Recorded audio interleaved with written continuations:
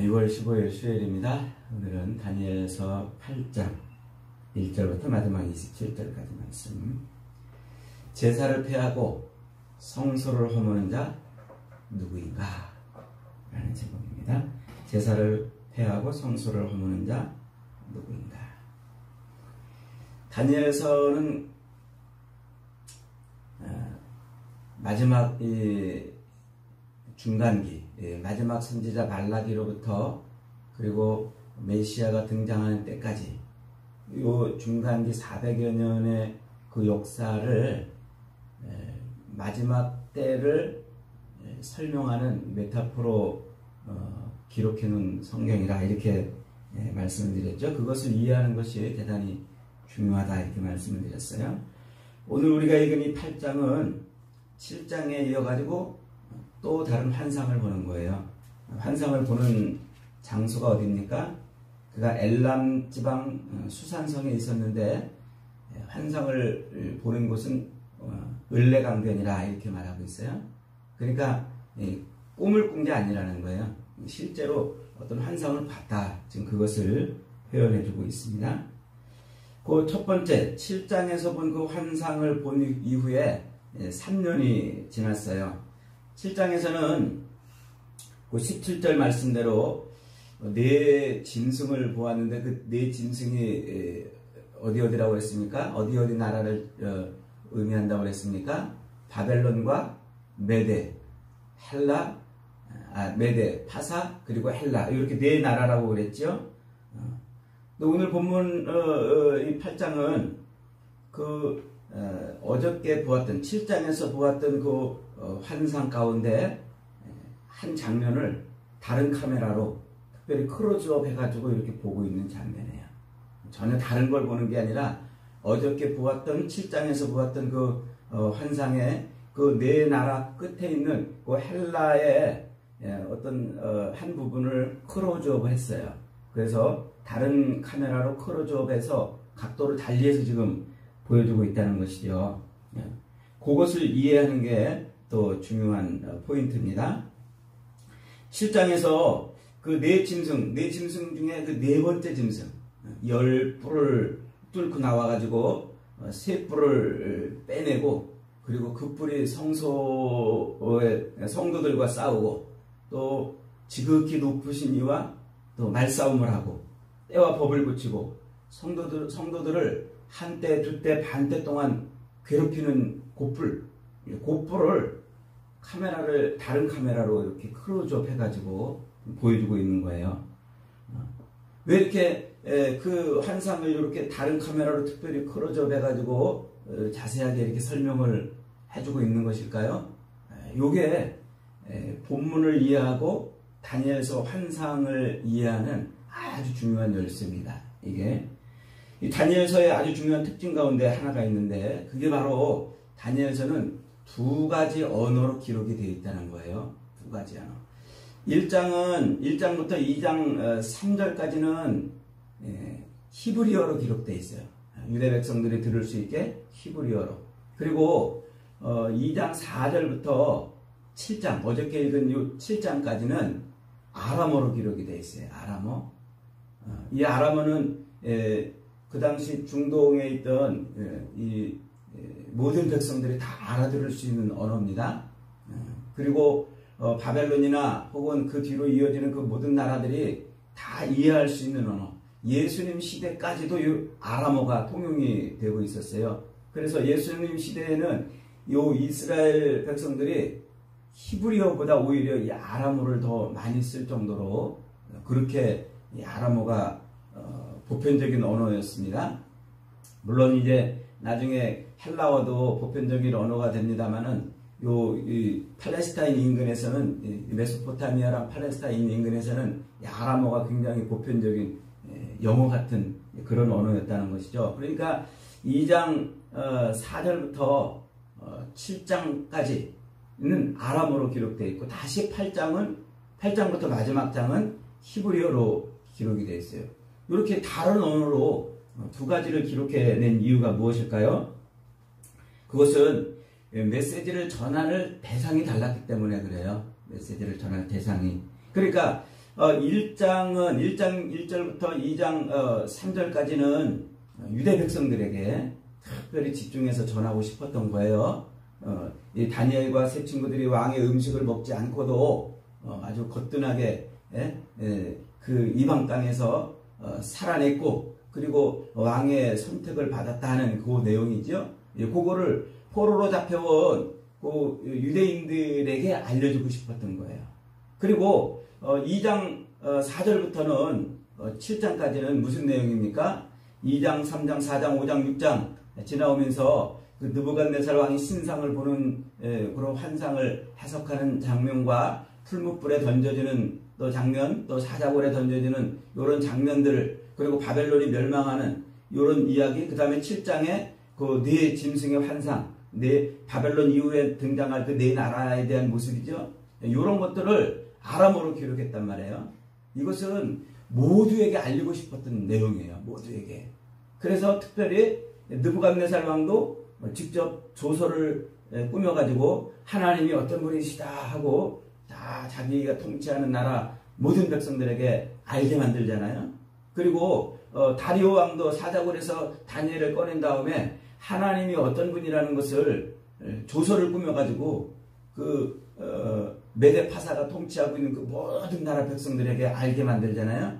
그러니까 이것은 아람어, 그 당시 바벨론이나 메데파사가 통치하고 있던 그 모든 나라 백성들이 다 들을 수 있도록, 유대 백성들뿐만 아니라 다 알게끔 하고자 하는 하나님의 특별한 계시였어요. 뭔가 하나님이 그것을 알려주고 싶었던 거지요.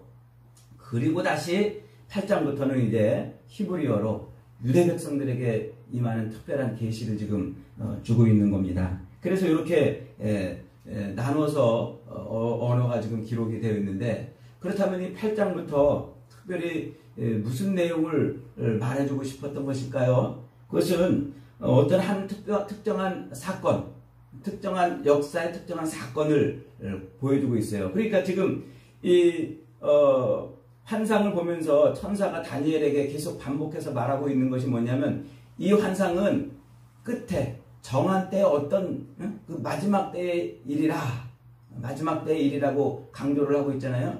그러니까 요 바벨론이 멸망하고 이 고레스가 등장하면서 성소를 세워라, 유대 백성들은 예루살렘에 돌아가서 성전을 세워라 하는 그 고레스 칙령이 일어난 때로부터 이제 유대 백성들이 다시 성전을, 예루살렘 성전을 탈환하는 요 중간기, 그 중간기에 수많은 일들이 일어났잖아요. 많은 나라도 일어섰고 또 왕들도 생겼고, 그런데 그 많은 일들 중에 특별히 크로즈업해가지고 한 사건과 한 사람에게 집중하고 있어요. 그게 누구냐 하는 것이죠. 자, 먼저 3절로 4절에 보니까 두 뿔을 가진 수양에 관한 환상이 나옵니다. 여기서 두 뿔을 가진 수양은 메데 바사라고 20절에 친절하게 설명을 달아놨죠. 내가 본 바 두 뿔을 가진 순양은 곧 메데와 바사 왕들이라. 그러니까 이 메데와 바사는 한 나라가 아니고 서로 별도의 나라인 거예요. 그 두 나라가 의기투합해가지고 한 나라처럼 바벨론을 지금 무너뜨리고, 그리고 다시 이 바사의 왕이 메데까지 함께 통치하는 그런 세계 역사를 지금 보여주고 있는 겁니다. 자, 그리고 4절에 보니까 순념소가 서편으로부터 와가지고 온 지면을 돌아다녔다 그랬습니다. 그 21절에 그 순념소를 뭐라고 설명해주고 있어요? 헬라, 그리스죠. 헬라. 털이 많은 순념소는 곧 헬라 왕이요, 그의 두 눈 사이에 있는 큰 뿔은 곧 그 첫째 왕이라. 이 헬라의 첫 번째 왕이 누굽니까? 알렉산더 대왕이에요. 이게 BC 330년에 333년에 이 알렉산더 대왕이 등장해가지고 이제 바벨론 그리고 메데파사를 이어서 이 제국으로 그 세계를 제패하는 제국이 됩니다. 그가 얼마나 빠르게 세계를 정복했든지 그가 달리는 말 발굽보다 더 빠르게 다른 나라들이 항복을 했다. 이렇게 세계 역사에서 전해지고 있지 않습니까? 그래서 이 알렉산더 대왕이 그렇게 세계를 짓밟는 거예요. 세계를 정복하는 겁니다. 그런데 이 알렉산더 대왕이 불과 10년 만에 갑자기 젊은 나이에 죽어버려요. 33살의 젊은 나이에. 23살의 왕이 돼가지고 33살에 갑자기 죽어버려요. 그러니까 그 세계, 알렉산더 대왕이 통치했던 그 세계가 네 나라로 탁 갈라져 버립니다. 그래서 이 네 명의 지도자에 의해서 마케도니아와 그리스 남부를 통치하고 있는 안티고노스, 그리고 그리스 북쪽과 서쪽과 지금의 그 터키 일부 지역을 통치하고 있는 리시마쿠스, 그리고 시리아와 중동을 통치하는 셀레우코스, 그리고 이집트하고 팔레스타인을 지배하는 안티오코스, 이렇게 네 나라로 세계가 갈라지는 거죠. 그러니까 지금 여기서 오늘 본문에서도 그 헬라가 네 나라로 갈라진다는 것을 지금 예언을 하고 있지 않습니까? 그리고 9절에 보니까 그렇게 네 나라로 갈라져서, 즉 네 뿔이 나와가지고 이제 뿔이 나왔는데 그 중에 한 뿔, 작은 뿔이 등장해가지고 그 나머지 세 뿔을 이제 능가하는 그런 힘을 갖는다고 지금 표현을 해주고 있어요. 그러니까 7장에서 네 짐승의 10뿔 사이에서 한 뿔이 나와가지고 세 뿔을 뽑아냈다고 그랬지 않습니까? 그래서 그 세 뿔을 뽑아낸 그 뿔이 하나님하고 대적을 하고 성도들을 핍박하는 그런 일들을 한다고 그랬는데, 그 장면을 특별히 지금 8장은 크로즈업에서 보여주고 있는 거예요. 그렇게 네 개로 분할된 헬라 제국 가운데 하나인 그 셀레우코스, 시리아 지역을 다스리고 있는 셀레우코스 왕조의 8번째 왕, 8번째 왕이 안티오코스 4세 에피파네스라는 왕이에요. 안티오코스 4세 에피파네스. 그는 9절에 있는 말씀처럼 영화로운 땅을 향하여 진격을 합니다. 그리고 그 땅을 정복을 하죠. 그래서 BC 168년에 이스라엘 땅으로 쳐들어와요. 이 안티오코스 에피파네스가 팔레스타인을 쳐가지고 이제 그 이스라엘을 장악을 합니다. 그렇게 이스라엘을 장악하는데 목적이 두 가지예요. 하나는 돈 때문에 그래요. 돈. 그래서 이 사람은 이 재물을 얻는 일에 아주 열심을 내며 살았던 사람이고, 또 하나는 자기가 통치하고 있는 이 나라에 헬라 문화를 퍼뜨리고 싶었던 거예요. 헬라 문화. 그래서 그 헬라 문화를 아주 굉장히 중요시하고 강조하는 일이 벌어져요. 그러니까 지금 이스라엘을 정복해가지고 그 이스라엘에서 돈을 뜯어가려고 그러고, 그리고 헬라 문화를 거기다가 심으려고 그러니까 당연히 뭐하고 충돌이 됩니까? 이스라엘의 예루살렘 성전 문화하고 충돌이 일어나는 거예요. 그래서 성전의 모든 것을 다 털어가고, 그리고 성전에서 유대인들이 하나님을 섬기는 그 제사 행위를 폐하게 되죠. 마카비에서 1장에 따르면 이 마카비서라는 성경이 있는데, 이 성경은 아니고 이제 성경처럼 유대인들이 보고 있는 그런 경전입니다. 그 이 마카비서라는 것을 통해서 우리가 그 중간기 역사를 아주 자세하게 알 수가 있어요.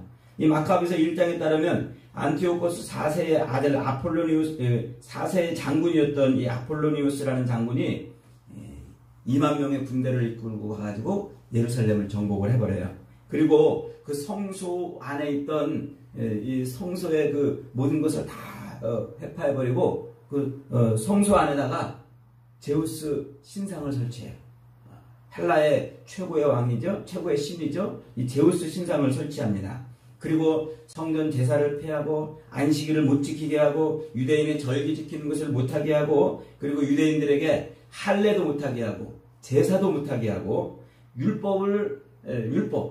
유대인들의 율법, 모세오경으로 통칭되는 그 율법을 전부 다 불태워버립니다. 그래서 그 율법책이, 집집마다 율법책이 어디 있는가 아주 샅샅이 뒤져가지고 그 율법책을 다 폐기를 하도록 하죠. 그리고 이제 아예 그냥 그 성전에서 유대인들이 제사 드리는 것 자체를 못하게 그 성전에다가 돼지피를 뿌리고 거기다가 이방 신상을 세워놓고, 그리고 이스라엘 땅 곳곳에다가 이 우상을 세워놓습니다. 헬라의 여러 신상들을 갖다 세워놓는 거죠. 그리고 BC 168년에 그렇게 유대를 정복한 다음에 167년에는 유대인들에게 이제 회유를 해요. 그래서 성전을 더럽히고 성전에 돼지피를 뿌려서 제사를 망가뜨리고 제사를 못 지내게 하고 율법을 폐하게 하고 안식일도 지키지 못하게 하고 또 할례도 금지하고 이런 일들을 하면서 유대인들을 회유해요. 그 모든 유대인의 종교의식, 유대 백성들의 그 종교의식을 버리고 헬라식으로 종교의식을 하면 살려주겠다. 이런 포고를 내려요. 그러니까 핍박과 유혹을 동시에 행하는 것이죠.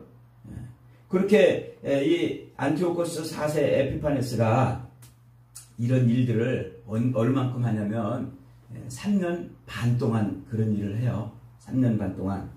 그러다가 11절로 14절에 보면 이 안티오코스 에피파네스가 그렇게 2300주야 동안 그렇게 유대를 성전을 더럽힌다고 그랬는데 그 2300주야가 바로 1150이래요.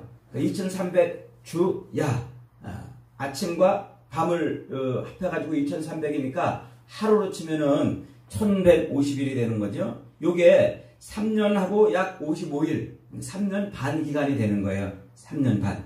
그 3년 반 기간 동안에 유다 백성들은 안티오코스 4세 에피파네스에게 아주 그런 곤욕을 당하고 고통스러운 일을 겪어요. 그러다가 25절에 보니까 갑자기 그가 사람의 손으로 말미암지 않고 깨지리라 그랬습니다. 사람의 손으로 말미암지 않고 깨지리라. 그러니까 이 안티오코스 에피파네스 4세가 3년 반 동안 유다를 그렇게 공격하고 성전을 더럽히고 유다 백성들을 죽이고 절기를 금하고 율법을 폐하는 그런 일들을 하다가 갑자기 죽어버리는 거예요. 갑자기.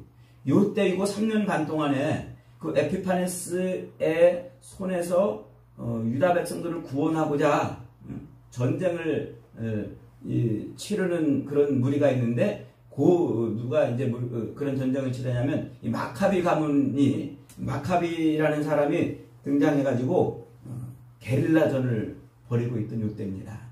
이 3년 반 동안 성전을 탈환하고 유대 종교를 지키기 위해서 전쟁을 치른 거죠. 그런데 중과부적이라 이기지 못하고 있는데 요 안티오코스 4세 에피파네스가 그냥 갑자기 죽어버린 거예요. 그러니까 이들이 그 전쟁을 손쉽게 이깁니다. 그래서 예루살렘 성전을 다시 탈환하고 예루살렘의 제사와 율법을 다시 회복하고 모든 우상들을 다 치우고 예루살렘 성전이 다시 회복이 되는 거예요. 이때가 언제냐면 BC 1164년 12월 달입니다. 그러니까 딱 이 안티오코스 4세 에피파네스가 예루살렘 성전을 정복하고서 제사를 폐하고 허물어 버리던 꼭 딱 3년 반의 기간 동안에 기간이 지난 다음에 이제 성전을 회복하는 거예요. 요 마카비 가문이 말이죠. 그래서 요때 이들은 이제 성전을 다시 회복하고서 제사를 드리게 됐다. 그래서 절기를 새로 만들어 지켜요. 그 절기가 수전절이라고 하는 거예요. 하누카라고도 하죠. 그래서 이제 12월 달이 되면은 유대 백성들은 집집마다 불을 쫙 켜놓고 크리스마스 절기를 지키는 것처럼 그렇게 하누카 절기를 지키게 되는 거죠. 요게 이방인의 손에 짓밟았던 그 성전에 하나님의 빛이 임했다 하는 그것을 보여주는 상징하는 절기인 것이죠. 자, 26절에 보니까 이미 말한 바 주야에 대한 이상이 확실하니 너는 그 이상을 간직하라. 이는 여러 날 후에 일임이라 이렇게 말하고 있어요. 그러니까 이 다니엘이 보았던 요 한상, 열 뿔 중에서 한 뿔이 나와가지고 세 뿔을 죽이고서 그리고서 이 성소를 헐어버리고 또 제단에 돼지피를 뿌리는 안식일을 폐하고 율법을 없애는 요런 일들을 행했던 그 사건, 그 사람과 그 사건에 이렇게 집중을 하고서 그 일이 여러 날 후에 반드시 어떻게 되리라? 이루어지리라. 그러니까 다니엘이 그 환상을 보고서 끙끙 앓아버려요. 왜요? 성전에 돼지피를 뿌리고 안식일을 못 지키게 하고 제사를 폐하고 유대인들을 그렇게 잡아 죽이는 1260일 동안에 2600주야 동안에 그렇게 유대인들을 죽이는 그런 일들을 지금 환상을 본 거잖아요. 그러니까 성전이 더럽혀지고 유대인들이 죽어나가는 그런 모습을 보고서 끙끙 앓아버려요. 얼마나 그 장면이 힘들고 고통스러웠으면 그랬겠습니까? 바로 그 장면을 예수님께서는 마태복음 24장에서 말세를 설명하는 메타포로 갖다 쓰신단 말이에요. 메타포로. 그래서 마태복음 24장에 어저께 말씀드린 것처럼 그러므로 너희가 선지자 다니엘의 말한 바 멸망에 가증한 것이 거룩한 곳에 선 것을 보거든 이 읽는 자는 깨달을진저 그때에 유대에 있는 자들은 산으로 도망하라. 21절에 이는 큰 환란이 있겠음이라 창세로부터 지금까지 이런 환란이 없고 후에도 없으리라. 멸망에 가증한 것이 다니엘의 말한 바 멸망에 가증한 것이 성전에 서거든 이걸로 말세를 지금 설명하고 있는 거예요. 그러니까 이 고레스의 칙령에 의해서 BC 516년에 수룹바벨 성전이 세워지고 그리고 그 수룹바벨 성전이 언제 회파됩니까? BC 168년에 안티오코스 4세 에피파네스에 의해서 짓밟히고 더럽혀지고 회파되는 그 이 중간기의 기간, 그 기간이 끝난 다음에 성전이 다시 회복되잖아요. 그리고 메시아가 이제 온단 말이에요. 그 이 중간기에 있었던 그 특별한 그 일을 특별히 들어가지고 예수님께서 말세를 설명하고 있는 거예요. 그 말세를 설명하는 중요한 메타포로 지금 이 다니엘서 7장과 8장에 있는 이 사건을 갖다가 쓰고 있는 거죠. 그런데 요한계시록에서도 역시 동일하게 말세, 예수님이 이 땅에 재림하시기 직전 예수님의 그 십자가 죽으심과 부활로 시작되는 그리고 재림으로 완성이 되는 그 말세, 그 말세의 그 기간을 지금 다니엘서 7장과 8장에 사건을 갖다가 메타포로 써서 말세를 설명해요. 그러니까 무슨 얘기입니까? 말세는 한때, 두때, 반때다. 이렇게 지금 말하고 있는 거예요. 말세는. 그래서 요한계시록에서는 1260일 동안 교회가 핍박받고 한때, 두때, 반때 동안 성도들이 고통을 당하는 신앙의 위협을 받는 그런 시기가 온다고, 그런 시기라고 설명을 하는 거예요. 바로 지금 이 다니엘서 7장과 8장에 있는 요 한때, 두때, 반때를 그대로 갖다가 말세를 설명하고 있는 거죠. 그러니까 지금 이 다니엘서에서 있는 7장과 8장은 역사적으로 언젠가 성취돼야 될 그런 계시를 말하는 게 아니고 이미 중간기 시대에 성취된 역사예요. 다니엘이 볼 때에는 아직 성취되기 전이지만 그러나 예수님이 오신 다음에는 이게 성취된 역사잖아요. 그러니까 중간기 때 일어났던 성전이 허물어지고 제사가 더럽혀지고 성전에 돼지피가 뿌려지고 율법이 멈춰지고 안식일을 금하고 할례를 금하는 그런 아주 고통스러운 그 한때 두때 반때의 기간이 이미 예수님 때는 성취가 됐단 말이에요. 그러니까 이 다니엘서 7장 8장은 지금 우리 성도들, 지금 이 말세를 살아가고 있는 우리 성도들의 입장에서는 앞으로 성취될 역사가 아니고 이미 성취된 역사를 가지고서 그것을 말세에 어떤 일이 벌어질까를 보여주는 메타포로 쓰고 있다고요. 이렇게 다니엘서를 이해하지 않으면 다니엘서와 요한계시록이 섞여가지고 아주 뒤죽박죽 이상하게 해석이 되는 거예요. 그러니까 무슨 얘기를 하는 겁니까? 다니엘이 지금 보고 있는 이 중간기의 역사, 이 역사가 예수님 오신 다음에 성취된 그 역사의 한때, 두때, 반때를 그대로 메타포로 해서 예수님이 오시기 전까지는 성도들이 룰루랄라 평탄하게 평안하게 행복하게 그렇게 이 땅을 살아갈 수 없다는 거예요. 무슨 시대? 한때, 두때, 반때처럼 유혹이, 핍박이 있고 유혹이 있는 때란 말이에요. 그 핍박과 유혹의 때를 어떻게 해야 돼요? 믿음으로 견디라는 거예요. 믿음으로. 그래야 하나님의 아름다운 성전으로 하나님 나라가 완전히 이루어지는 그런 재림이 기다려지고 있다. 지금 그 얘기를 하고 있는 거죠. 사랑하는 여러분, 지금 우리는 다니엘 때, 한때, 둘때, 반때 그 유대 백성들이, 하나님의 백성들이 고통당했던 그런 시대처럼 우리도 끊임없이 핍박과 끊임없는 유혹을 받고 있어요. 이럴 때 그 핍박을 견디고 유혹을 이겨내야, 그래야 하나님의 온전한 백성으로, 완전한 성전으로 지어져 가는 겁니다. 이 마지막 때에 모든 악한 영들의 핍박과 그리고 유혹들을 거뜬히 이겨내서 아름다운 성전으로 세워져 가는 저와 여러분이 되시기를 주님의 이름으로 축복합니다. 아멘.